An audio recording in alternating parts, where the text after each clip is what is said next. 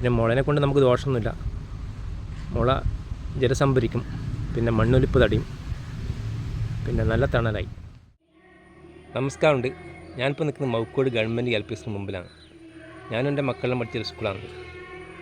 അപ്പോൾ ഞാനിന്ന് വന്നു കഴിഞ്ഞാൽ ഒരു മുളയുടെ തൈ പിടിപ്പിക്കാൻ പറ്റുന്നതാണ്.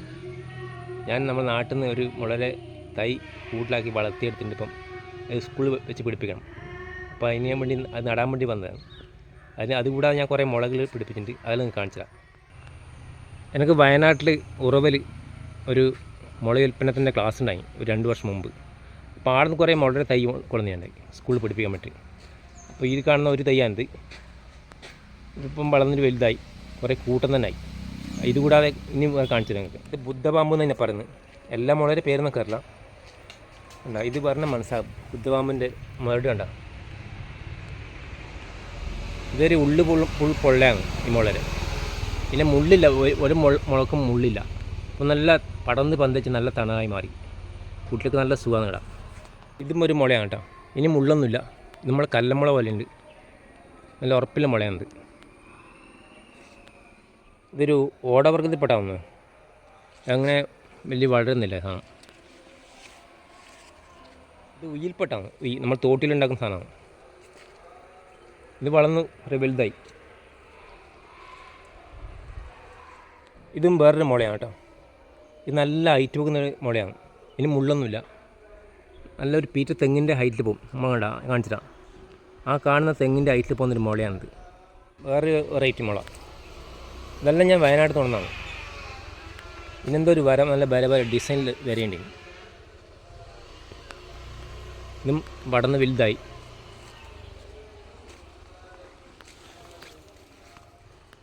പിന്നെ അടുത്ത മുള നടന്നു കഴിഞ്ഞാൽ തൊട്ട് ഇപ്പുറത്തായിട്ടാണ് കേട്ടോ. ഈടെയാണ് ആ മുള നടന്നേന് തൈ. ഇത് പഴയ സ്റ്റെപ്പാണ് സ്കൂളിൽ നിന്ന് നമ്മൾ കയറി വന്ന ഈ സ്റ്റെപ്പ് ഇവിടെയാണ്. അപ്പം റോഡിന് വീതി കൂട്ടിയോണ്ട് പിന്നെ സ്റ്റെപ്പിന് ചേർന്ന് എടുത്തുകൊണ്ട് നമുക്കിപ്പം ഇതിലൂടെ ഇറങ്ങാൻ പറ്റുന്നില്ല. ഇത് അപകടം പിടിച്ചൊരു വഴിയാണ്. അപ്പോൾ ഈ വഴി മാറ്റിയതാണല്ലോ ഇപ്പം. അപ്പം മുള നടേണ്ട കുയ്യായിട്ടാണ്. ഇനി മുള നടണം. മുള ഞാൻ കാണിച്ചില്ല, മുളയുടെ തൈ. ഇപ്പം നടേണ്ട മുളത്തൈ ഇതാണ്. നല്ല കരുത്തിൻ്റെ തൈയാണ്. ഞാൻ തന്നെ വേറെ സ്ഥലത്ത് നിന്നിട്ട് ചെറിയ തൈ കൊണ്ടുവന്നിട്ട് ചെറിയ ബക്കറ്റിലാക്കി നട്ടാണ്. നല്ല വെള്ളമിട്ട് ഇപ്പം നല്ല ഉഷാറുണ്ട്. നല്ലൊരു മുള വന്നിട്ടുണ്ട്. ഇനി ഇപ്പം നടാൻ നമുക്കിനി. അപ്പോൾ നമുക്ക് മെല്ലെ നടാൻ നമുക്ക് ഇനി മെല്ലെ പറിച്ചെടുക്കാം. നല്ല വേര് പിടിച്ചിട്ടുണ്ട് കേട്ടോ. നല്ല വേര് പിടിച്ചിട്ടുണ്ട്. അടി മെല്ലെ പറിച്ചെടുക്കാം. അപ്പം നട്ടിട്ടുണ്ട്. ഇനി കുറച്ച് നമുക്ക് കുറച്ച് കാരി വളം ഇടാം. നമുക്ക് അടി വളർന്നുണ്ടേ പെട്ടെന്ന് പാഞ്ഞു കയറും.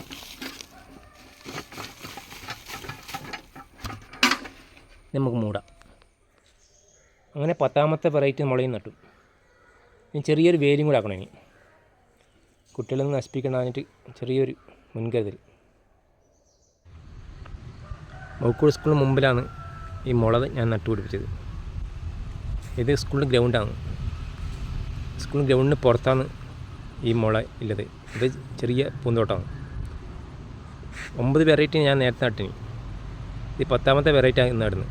മരങ്ങൾ വളരെ കുറവാണ്. ഒരു മാവ് കാര്യമായിട്ടുണ്ട്. പിന്നെ മുളനെ കൊണ്ട് നമുക്ക് ദോഷമൊന്നുമില്ല.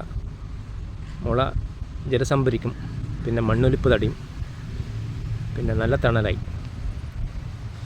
ഇതെൻ്റെ മനസ്സിൽ വെച്ച ഒരു ആശയമാണ്. അങ്ങനെ ഈ വീഡിയോയുടെ പൂർണ്ണമാകുന്നു. അപ്പോൾ എൻ്റെ വീഡിയോ ഇഷ്ടപ്പെട്ടാൽ ഇൻസ്റ്റാഗ്രാമിലോ ഫേസ്ബുക്കിലോ കാണുന്നെങ്കിൽ ഒന്ന് ഫോളോ ചെയ്യാൻ മറക്കണ്ട.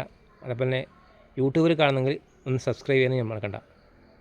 അപ്പോൾ നിങ്ങളുടെ അഭിപ്രായം ഒന്ന് കമൻറ്റ് ബോക്സിൽ അറിയിക്കണം, ലൈക്കും ചെയ്യണം. അപ്പോൾ ഈ വീഡിയോ അവസാനിക്കുന്നു. നമുക്ക് അടുത്ത വീഡിയോ കാണാം. ബൈ.